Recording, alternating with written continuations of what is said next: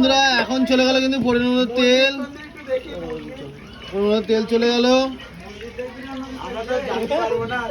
পরিমাণ মতো লবণ। আজকে ধরো সেই শেয়ার কড়া করে ডিপ ফ্রাই বাটা মাছ ভাজা। দেখো মাখানো চলছে, উর্মিলা এক হাতে মাখিয়ে নিচ্ছে, কোনো হাত না লাগিয়ে, পুরো একদম অথেন্টিক।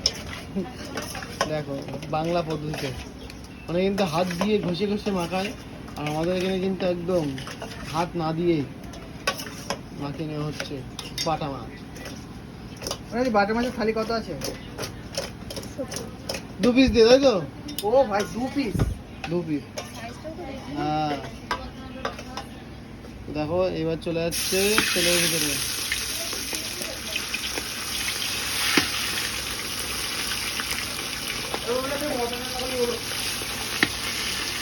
এটা লাগে ধরে একটু দেখাবে?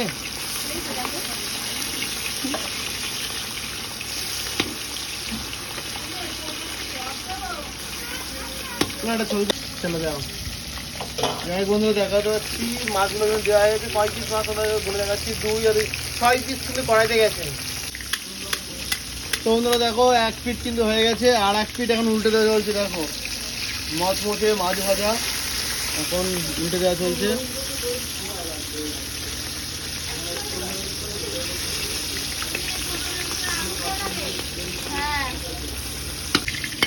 যাই বন্ধু দেখো মচমচে মাছ ভাজা কিন্তু হয়ে গেছে, এখন কিন্তু ডিপ ফ্রাই গুলো তুলে নেওয়া হচ্ছে। দেখো মচমচে 6 পিস বাটা মাছ ভাজা। দেখো হয়ে গেল, চলো।